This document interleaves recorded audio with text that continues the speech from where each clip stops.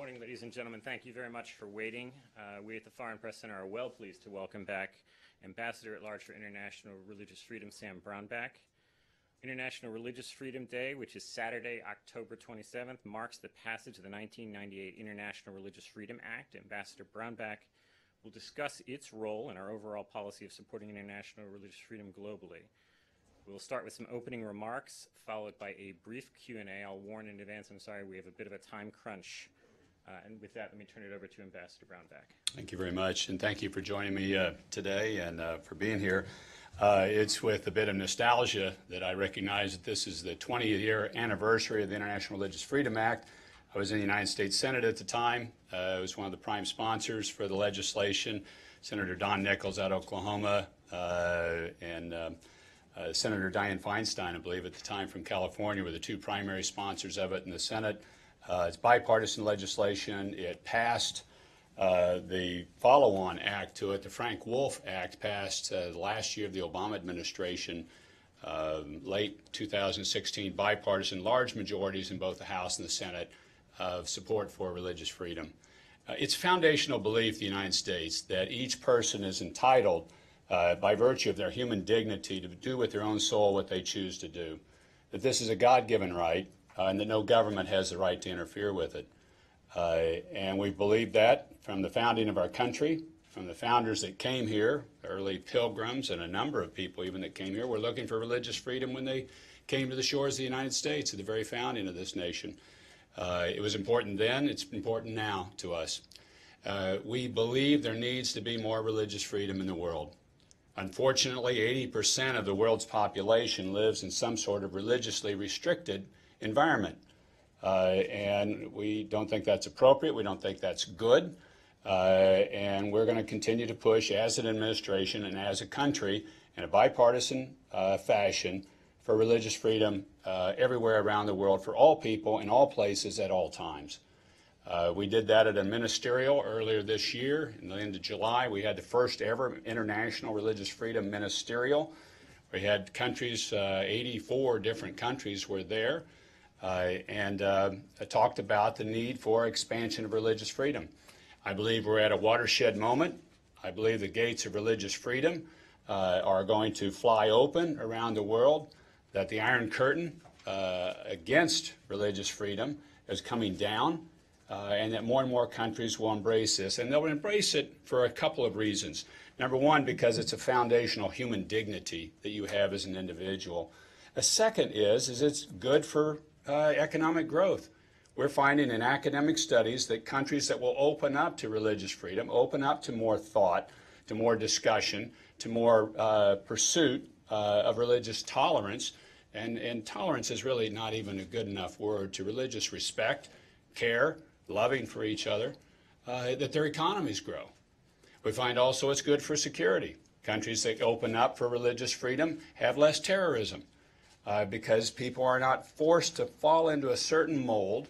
They're allowed to pursue with their own family and their own lives what they see fit and do.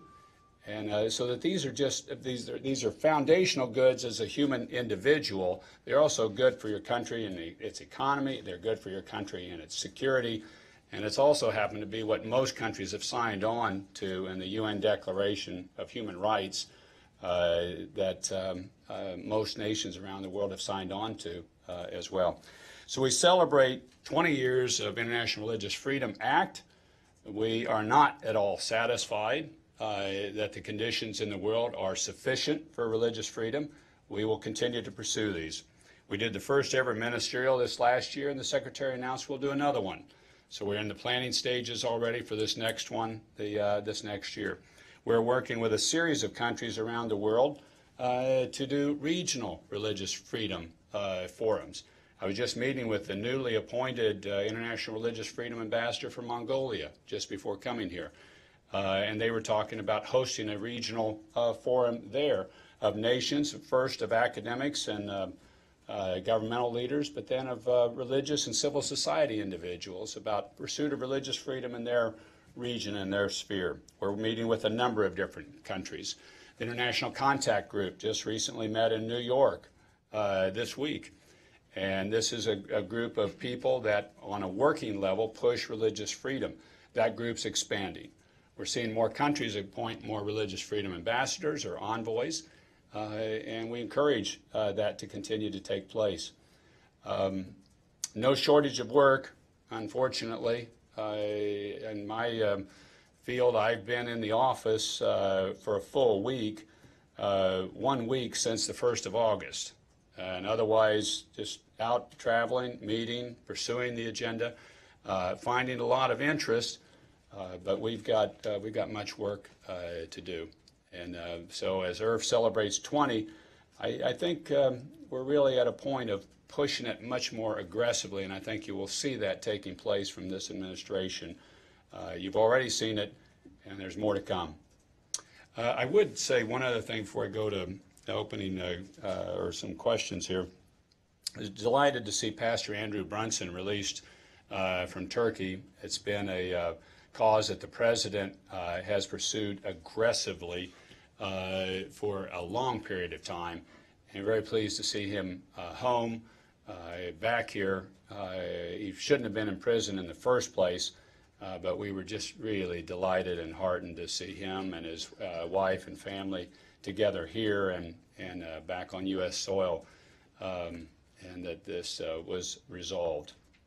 With that, I don't know how you want to do the questions, but we'll go from here. We'll use our traditional method. I think everybody here is a veteran, so you know it. Please wait to be called on to take the mic. Please state your name and outlet. Please try to limit yourself to one question. Let me start with Dimitri.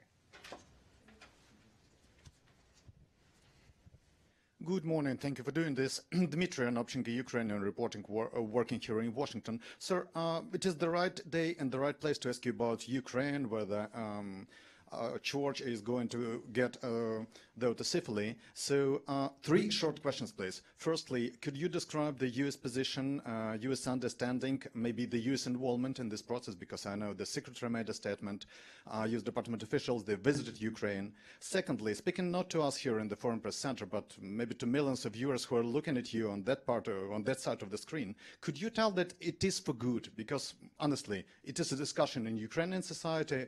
Part of the people, they think it's the really second independence from Russia. Someone is afraid because the country is already divided. And the third short question, do you see the real roadmap? Maybe you can just give Ukraine the roadmap how to get it. Because before the final decision, it should be or the new church or some kind of different steps. Thanks so much. Yeah, thank you for the question. I was in that period of time I was traveling, I was in Kiev for a portion of it and meeting with a number of Ukrainian officials, religious leaders, about the issue of autocephaly for the Ukrainian Orthodox Church. The United States position is that any church, any religious group of any kind or nature has a right to organize itself as it sees fit. That's their right. And again, this is not a right that the government should interfere with. It's a part of their right as a civil society, and we view that the same way in the Ukraine. That's what the Secretary has said, that this is the right of the Ukrainian Orthodox Church, the Ukrainian people, to organize religiously as they see fit, as they desire, without hindrance or interference from outside. And that's the way we see the issue with the Ukrainian Orthodox Church as it proceeds forward. That's the U.S. understanding. That's the U.S. position. The issue about is it for good, that has to be determined by the Ukrainian people. Your government leaders have voted that it's the appropriate thing to do, but that's for the people themselves to determine what stance or what route they take. We will back whatever stance they determine to take that they think is right. Roadmap for autocephaly, that's got to be determined by the Orthodox Church itself, by the ecumenical patriarch, by the organization within Ukraine of the Orthodox Church. So its own roadmap will have to be decided by the religious group itself. That's certainly not something for the U.S. to determine. Thank you very much. Now, folks, we have a very little bit of time, and I want to cover a big planet, so I really ask that you do keep it to one question. We go to FN next, and then I'll go to New York. Thank you very much. How would you describe the state of religious freedom in Cuba, Venezuela, and Nicaragua, and specifically in Nicaragua, if you think that the U.S. should impose more sanctions on Nicaraguan officials? Thank you. Yeah, thank you for asking that. I just have had a staff member return from Nicaragua and strongly concerned. Here's the issue for us is that religious groups, whoever they are, wherever they are, should be allowed to operate freely and within an open space for their practices. Particularly in Nicaragua, it's strongly Catholic, but a growing Protestant church there as well. Those churches should be allowed to operate freely without fear or consequence from the government. The government should protect their right to religious freedom, to protect their right to operate freely, and that's our concern. Is that the government itself is not allowing them, is coming after the church in some cases, persecuting them. My staff member came back and showing and talking about the bullets holes that she saw in the churches that were shot into recently. That's not an acceptable situation for religious freedom or religious tolerance. You got people, it looks like, a number of individuals shooting into the churches, persecuting the churches. So we don't agree with that sort of treatment of a church. A church should be protected, not shot at. In Venezuela, the church should be free to speak as it sees fit as well. If they're concerned about the humanitarian conditions of the people of Venezuela, they should be free and not persecuted again. That's a big role of what the church is about caring for the needs of individuals. One of the in the Christian community, true religion is caring for the widow and the orphan in their distress. I mean, and if people are in distress, then that's the church's, many people see as the church's key role is to take care of people when they're in distress. And the church should be free to comment to do that. Cuba, we believe the church should be free to operate. And you know, the situation doesn't change by country. The individual's right and the group's right to organize and operate freely should be protected by the government, not conscribed or limited. So I said we'd go to New York and then I'll come back. Hi there, just checking you can hear me? Yes. Yes. Hi there, my name is James Reinl from Middle East Eye. Thanks so much for the briefing, Ambassador. I've got a question for you about the persecution of Christians in the Middle East. It's obviously something you've spoken about, so has the Vice President, and I dare say the President won a few votes for his positions on it during the 2016 election. And your work in relation to the Pastor Brunson in Turkey is obviously appreciated, but there are other issues in the Middle East. The persecution of Christians continues, while the number of refugees that are being allowed into the United States has dropped significantly. Sure, the number of Muslim refugees from the region is down by 95%, but the number of Christian refugees from the region is also down significantly, between 60 and 70%. There hasn't been this increase of letting Christians who are being persecuted to come and practice their freedom of religion in the United States and offered status here. That is of concern for some of the people that came out for Trump during the 2016 election. So I'm just wondering if you can comment on that and demonstrate how the administration is going to deliver on this promise. Yeah, thank you for that question. And I was there near the 4th of July in northern Iraq, meeting with Yazidis and Christians that had been persecuted in some of the churches in areas that were being rebuilt. And here's what's happening that's different this time around from this administration. In the past, we've seen this just huge exodus of particularly Christians from the Middle East. And in the past, it's always been, okay, let's just grant people asylum status in the West, whether it's Europe, Canada, the United States, Australia, let's have people go. Those are still being granted, but what's happened this time is that the administration has leaned in and said, we want to be able to allow these historic communities to be able to stay in the region and to be able to have a safe, free life in this region. So the administration has poured hundreds of millions of dollars into northern Iraq to try to make safe and secure and livable conditions for Christians and Yazidis in that region. And when I was there with the head of AID, there was about half of some of the communities, of these minority faith communities, that had moved back to their home area. And the churches were being rebuilt, and the homes were being rebuilt, some of it by private money, some of it by U.S. money, some of it by Hungarian money, and Polish money was coming into the region too, to allow rebuilding so these historic ancient communities could stay there if that's what they desired. So I think the longer term is that people would like to be able to see this diversity be able to maintain and grow in the Middle East rather than continue to shrink as it has the last 30 years and see just these ancient religious communities disappear. All right, we have probably time for one question, but we have two more regions. I want to ask, is there a question for South Asia? East Asia, I know. I have plenty of East Asia questions. We have a South Asia question. Additional question about Ukraine. Just China. But where's that? Okay, let me take Kurdistan, and then I'll take East Asia, sir. Thank you very much, Rahim Rashidi, or Mr. Kurd, from Kurdistan TV. Yeah. How would you describe minority situation in Kurdistan?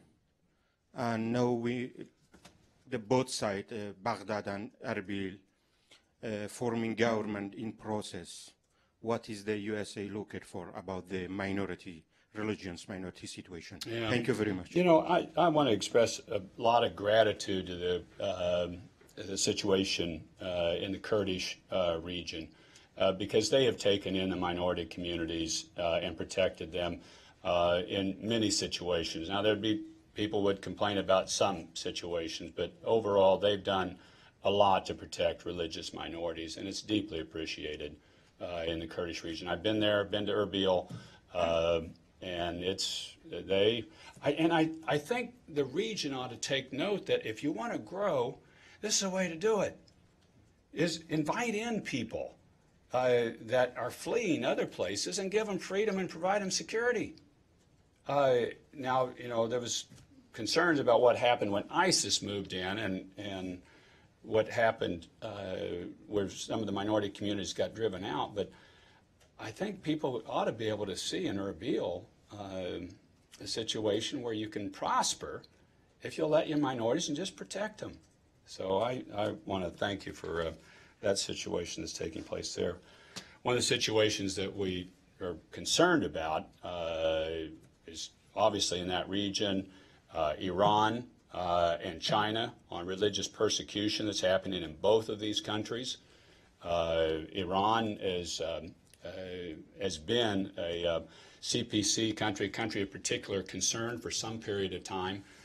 Continues to really persecute its religious minorities in significant ways. The Secretary has commented on that. And in China, we're seeing an increasing persecution taking place of all religious faiths. We had a Religious Freedom Roundtable recently, and